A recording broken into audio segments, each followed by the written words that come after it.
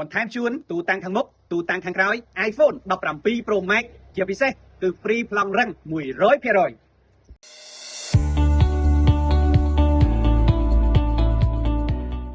បងប្អូនផ្ទះ3ល្វែងចុងក្រោយបងប្អូន80000ជាងនៅទីតាំងខេត្តសែនសុខរាជធានីភ្នំពេញបងប្អូនអាចមកមើលទីតាំងនេះបានមកបាទហើយសំណង់បាទ 90% ហើយអញ្ចឹងអតិថិជនដែលកំពុងតែស្វែងរកផ្ទះបាទនៅជាប់ផ្លូវរដ្ឋស្ថិតនៅក្នុងតំបន់កំពុងមានការអភិវឌ្ឍខ្លាំងអាចមកមើលទីតាំងនេះបានចូលមើលខាងក្នុងទាំងអស់គ្នាបងប្អូន